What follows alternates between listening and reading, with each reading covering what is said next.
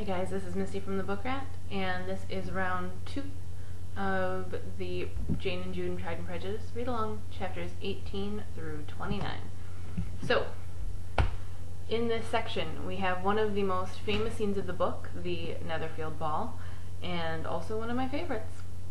So, the whole awkward conversation in this scene, where Darcy's trying to get to know Lizzie, and is quite taken with her, even though he's trying to deny it to himself. Lizzie is pissed, a woman scorned, wants nothing to do with him, and they're both in this dance, all eyes on them, and trying to have conversation, and hilarity ensues. I love this scene so much. I love that they're talking to cross purposes, and that you start to see a little bit more of Darcy. He's a little less reserved, and hints that maybe things are not as they seem and Lizzie should not be so judgmental. However, on the other hand, you have Lizzie, who doesn't want to dance with this man ever, has vowed that she never would, knows that he considered her just tolerable but not, tempting enough to suit him, and he wouldn't dance with her, and appears to have scared off the man that she has a little bit of a crush on.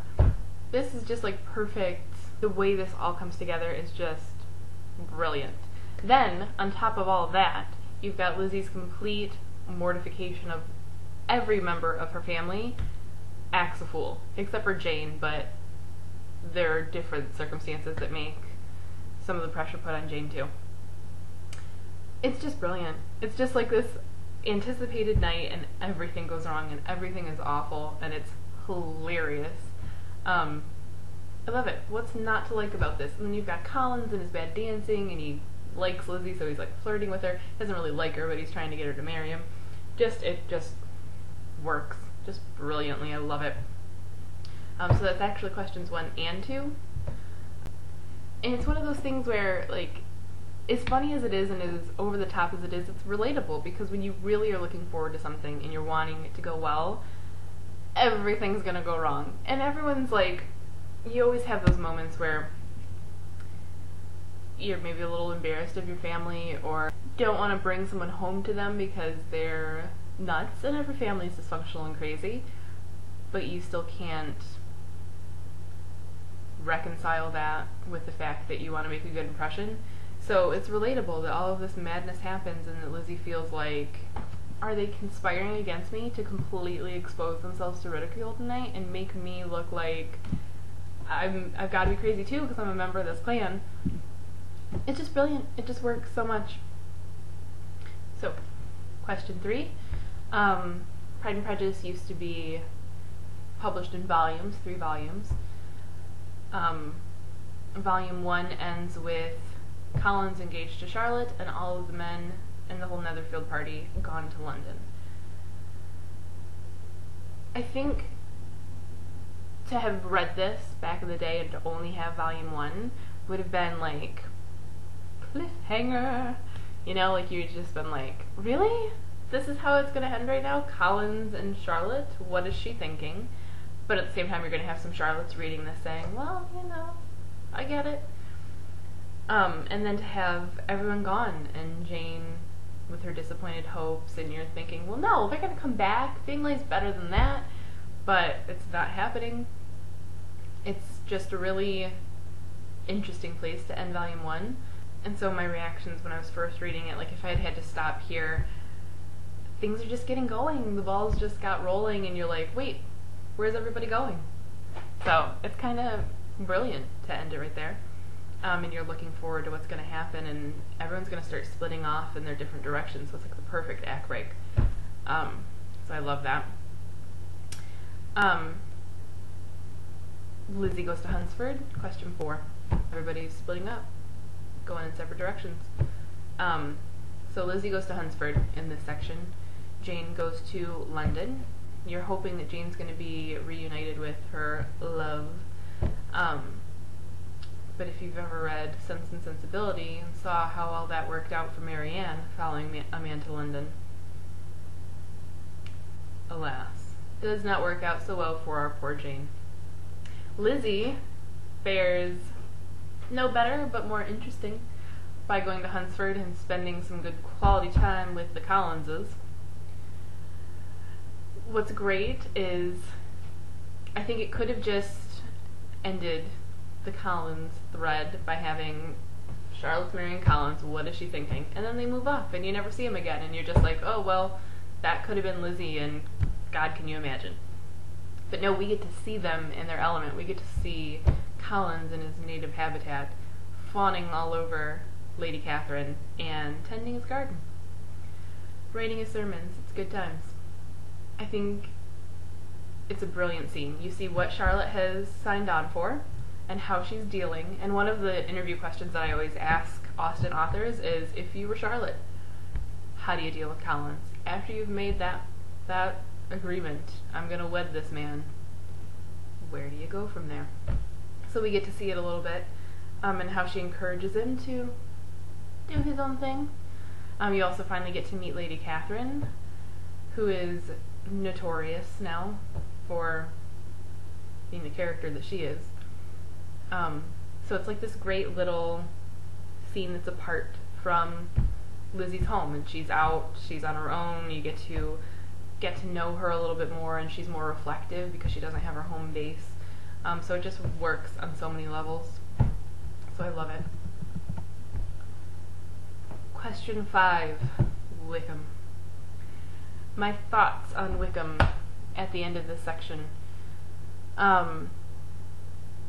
We know now that he is a bit of a cad. He's rumored to be pursuing Miss King, an heiress.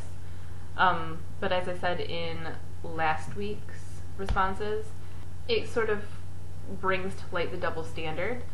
Women are expected and even encouraged to go after men and make a good match, but with Wickham, it's, he's this vile being that he would dare stop flirting with all the women of Meryton to go chasing after money. So it's interesting. It does make you start to question everything about him a little bit more, because it shows that he's fickle and that he is clearly one who's going to turn his powers of charm and persuasion on to try to win this Miss King. So why is it any different with Lizzie? Was any of their chemistry genuine? You start to kind of question that. So it's interesting. It puts you in an interesting place. At the same time, you've got Lizzie's reaction to it and her conversation with her aunt, Mrs. Gardiner, and how she says, he can't be a mercenary and whatever. You can't have it both ways. And there's the whole Mrs. Gardiner cautioning her about not falling in love just because she was told not to, and Lizzie's reaction to it. And you think that, sort of like Emma's reaction to Frank Churchill and realizing that she's not in love with him, that Lizzie realizes he was a good, fun flirtation, maybe could have developed into more, but probably wasn't going to. And she's okay with that. And she's maybe a little hurt in covering it well, or a little startled in covering it well, but she's gonna live. This isn't a love match that's been dashed to pieces. They're not star-crossed lovers. So that's kind of where things sit with Wickham for now. He's not a bad boy, but he's a little dubious. Question 6. The rest of the book, or the rest of this section through chapter 29, is spent with no beaux, no men. Bingley's in London and ignoring Jane apparently. Darcy is Lord knows where. Collins is married, and hinting darkly that all this could have been yours to Lizzie. And that's the end of it. So what's going on? Has Lizzie lost her chances of marriage? Has Jane? Are both the Bennet girls doomed to be spinsters? I think it gives the reader a chance to know them a little bit more and to decide if any of these men really are worth them and if it's a good connection where we should be pursuing. And it gives you kind of a downtime to, it's the whole peaks and valleys thing. It gives you a little bit of time to readjust your notions of everybody and wonder where this is going before things are bound to explode again. So It's interesting. It's interesting having this story, this marriage story with no prospects in sight. Lastly, question 7. Discuss the views of marriage so far in the book. I remember in high school when people were reading this for AP English or Honors English. And it was so often written off, and it still is, even outside of high school, as just being this chick lit book about marriage. That's all it's about. It's just marrying off these characters, which is what Jane Austen is known for. And it's one of those things that people who read Jane jokingly say, and people that haven't read her or don't understand her say seriously, that she's just all about marriage and just upholding that societal claim. I think if you were to read the book to this point, you would not say that anymore. The views of marriage so far in this book are abysmal. You've got the Bennet's marriage, which is tolerable, but for the most part unhappy. Clearly Mr. Bennet has made a mistake, and he acknowledges it. He married someone pretty.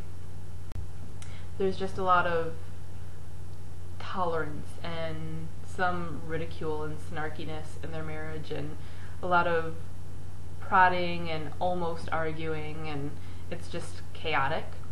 You have Charlotte's views on marriage, which were, I'm not a romantic, this is just about security, and that's all you can really expect. And even if I were to know so-and-so for X many years, and even if Jane were to know Bingley for years and years and years, it wouldn't make them any more likely to be happy, and it would probably keep them apart as they got to know each other and know each other's flaws. So, very pessimistic view of marriage on that side. You have Collins's proposal, which is just god-awful, and his idea is that why would a woman ever turn down a proposal? Clearly she's just playing hard to get, so he knows she's worth it. It's just there's not a good example of a happy, loving, romantic marriage in the book so far.